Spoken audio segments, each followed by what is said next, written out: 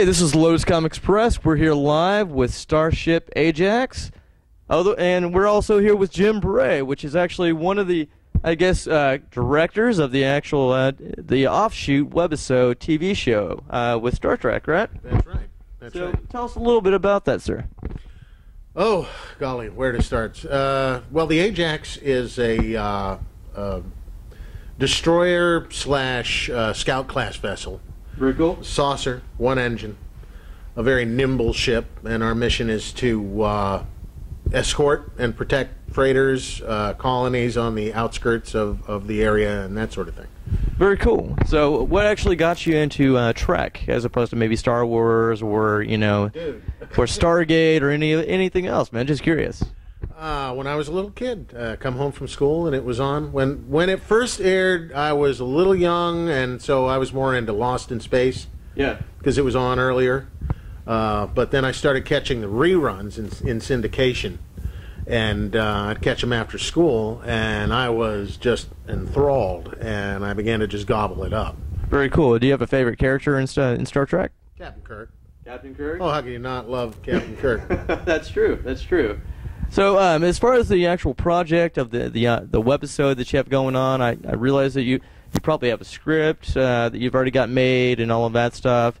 Is there a way that new filmmakers can actually come in and actually be supportive to the project that you guys are trying to do, as opposed to maybe acting, directing, set designing, stuff like that? Here's the thing. Well, as far as this production is concerned, we're always looking for more help, and anyone that knows a bit about filmmaking, they're absolutely welcome to come and help us. I mean, no one's making a dime on this, because it's an all-volunteer fan film. But we want to raise the bar so that it's something that falls in line with what James Cawley and Star Trek Phase 2 has done, and we kind of have their backing. I mean, they're awfully busy, so there's not a lot they can do to help us, but we have their moral support, and I think that speaks tons as to what we're trying to accomplish here. As far as coming in and using the sets, that's all part of our grander plan. Is to have other folks who want to make a Star Trek fan film to make this set and all our other sets that we're going to construct available for their use. Just, help with the electric bill, or throw a nice little donation at the project so we can continue to crank out our episodes. Is there somewhere where that filmmakers can go to actually email you guys in reference to that? They can go to our Facebook page, which is the name of the production, Starship Ajax, or they can go to starshipajax.com, which is our main web page, and all the info about this particular production is there. Well, I believe I've worked with different people like yourself, of course, and I know John, and he's been on this project I've known him for about a year, and as far as the ship is concerned, it looks amazing. I mean, you guys are absolutely doing an amazing job. I saw this last year. It was just kind of a skeleton, and it was what we call this the Exeter side, over on what you see on this side, which is what we got from Starship Exeter. Jim and Josh Johnson were kind enough to let us take the set and try to rehabilitate it. It had been stored in a pole barn in Texas, most of it, and the weather had gotten to it, so all of the MDF that it was made out of swelled up in the rain, and it was in sorry shape. And when I found out, talking to these guys online about what they were wanting to do and the shape that it was in, I said, fire me off some pictures and see what you've got. And I went, oh man, you guys need some help. Let me get myself flown out there, and I'll see what I can do to help. So I came out, met John and a bunch of the other guys, and all great guys, and we got to work and we started rehabilitating this side. Well, while that was going on, what's behind me over here is all the new stuff, because the Exeter Bridge was only a 3/4 bridge. So we had to construct, we wanted a full 360 bridge, so we built all of this from scratch using this as kind of a cornerstone, and got the rest going. So now we've got a full 360 bridge, just like Phase 2 has. That's awesome. And it's the only other one that's out there right now. I mean, I've watched a lot of fan films, doing what I do, and I'm a big geek myself. Star Wars, Star Trek, Stargate, and what you have going on, especially for Oklahoma City. I mean, there's not a lot of really just cool stuff like this out in Oklahoma City. There's not a lot of really cool stuff like this anywhere. I agree. I agree. I'm fortunate enough that where I live in Vermont, I'm only like an hour and 15 minutes away from Retro Studios, and I can go over there and help Phase 2 whenever I can. So it's nice to go there, watch how they do it, take that knowledge, bring it back here, and they're happy to share that kind of stuff. The nicest bunch of folks you'd ever want to meet. Very down to earth. They don't take themselves too seriously, and that inspired me to pass that along to these guys, that we shouldn't get too uppity about what we're doing. And that was never a fear, because everyone on this crew is so down to earth and just wants to have fun, have a good time. And that's how I feel about it. If it's not fun, it's not worth doing. And I totally agree with you. Yeah. So this is what we want to do. We want to come here and play Star Trek. and get it and get it photographed and throw it out there, and everyone else can enjoy it and have fun with us. Well, for new people that actually want to be a part of what you guys are trying to do as far as the set or script, where can they contact you at? I never did. Well, that's the Facebook well, page. Just one more time. It's okay. The Facebook page, Starship Ajax, and the website starshipajax.com. Well, to kind of wrap up things, I just want to ask you. I know you're huge into sci-fi based on Star Trek. I'm afraid so. Now, are you into comic books and stuff like that as well? Not as much as I used to be when I was a kid. I'm a little below the curve now because I've just been so busy doing adult things that I've kind of forgotten about all that great kid stuff that I unfortunately left behind. But I'm trying to get caught up again. So. Right. Well, I try to stay on top of it as much as I can. I want to try to stay hip, so I'm trying to keep up with it as much as I can, like the Avenger film and that kind of stuff. Oh, dude, gobbled that stuff up. Who's your favorite Avenger? Oh yeah, my favorite Avenger? Yeah. I'll probably say Hawkeye myself.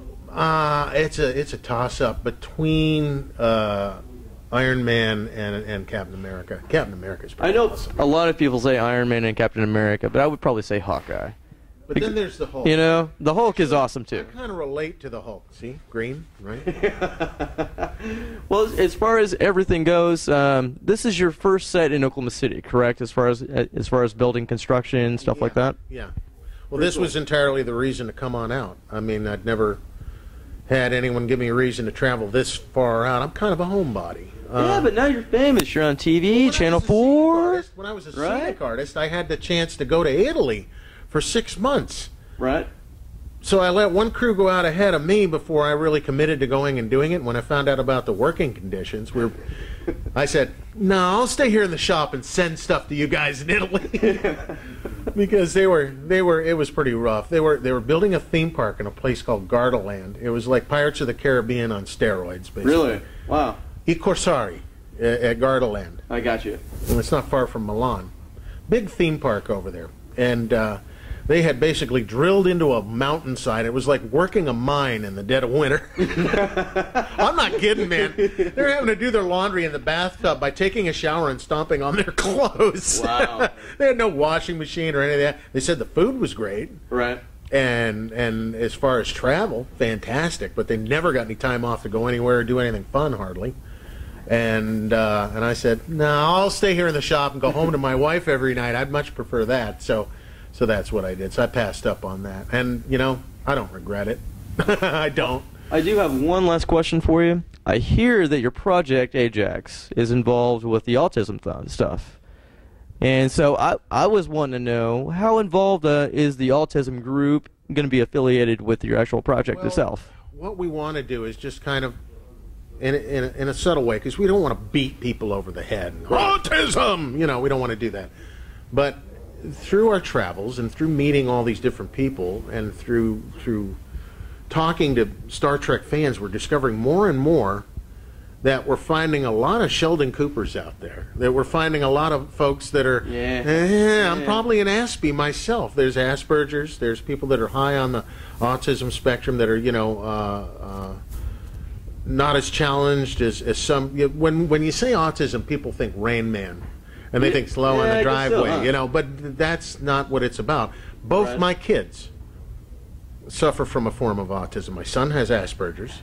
My daughter has high-functioning autism and a developmental disorder, otherwise not specified, which makes her cranky, But they're both really bright kids, and I found that most people that I met, not all, I don't want to paint with a broad brush, but a lot of people that I've met that are big fanatics for Star Trek and other science fiction, or anything that's intelligently written, are on the spectrum.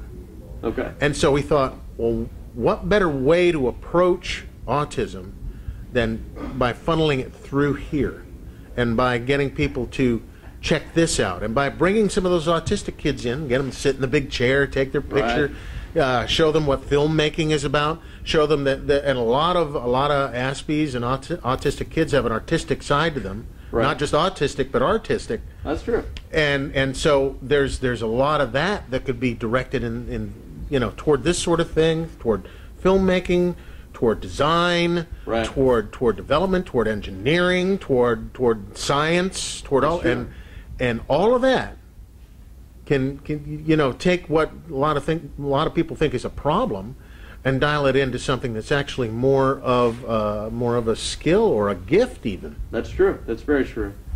Well, it's been a pleasure having you on the show, by the way. My pleasure, sir. I've got one wrap-up question for you. One more. He keeps having last questions. You notice that? Yeah, I know. I do that quite a bit on Lotus Comics, don't I, guys? I'll talk as long as you want to talk. Go ahead. But I've got one last question. Okay. If you had a favorite superpower, what would it be? This is a good one. He's good. Telepathy. Telepathy? Telepathy. Do you have a reason why? Because I hate liars. I hate liars. I'd love to be able to go, oh, no, you didn't. No, you didn't. You said you did, but no, you didn't. No, all right, come on. What's the truth? I'd love to be able to do that. Well, very cool. It was very cool talking with you, sir. It's very good actually meeting you in person, and I've heard a lot of good things about you. Channel 4, for example. Well, what they don't know is we got to spend a couple days together, like at the read-through yesterday. Yeah, that's true. And nice guy. And glad we got to spend the time. Yeah, me too as well, sir. And you might be seeing him in an episode. We'll never know. We'll find out later. But yeah, this is Lotus Comics Press. This is Jim Bray, amazing guy, director, talented in many fields of the art form, film, acting, you name it, directing. Did I mention directing, sir? I'm gonna, if you this is Lotus Comics Press. We'll talk to you soon. Bye-bye.